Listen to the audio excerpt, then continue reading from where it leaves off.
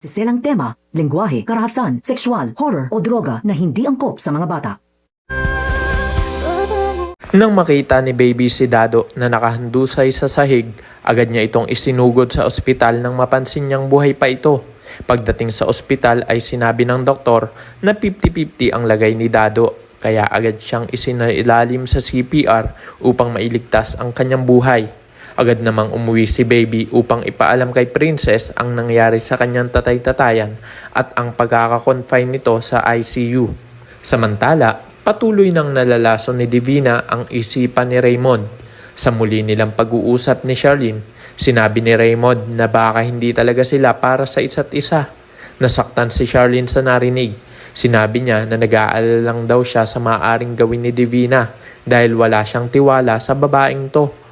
Ngunit iginiit ni Raymond na wala nang magagawa si Charlene dahil sila na daw ni Divina at wala nang makakapagpabago roon. Nagsimulang maghinala si Raymond sa kilos ni Divina nang bigla itong nagmamadaling umalis. Tinanong niya ito kung may dapat ba siyang malaman.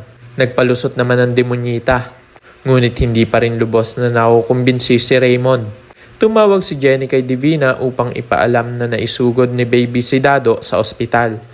Labis ang pagsisisi ni Divina na hindi niya pa naituloy ang pagtuturo kay Dado. Natatakot siya na baka makarecover pa ito at mabunyag kay Princess ang buong katotohanan. Agad pumunta si Divina sa ospital na itinuro ni Jenny, ngunit hindi niya alam na nauna na roon si Princess. Nang marinig ni Dado ang boses ni Princess habang umiiyak, pinilit niyang magsalita sa kabila ng kanyang panghihina.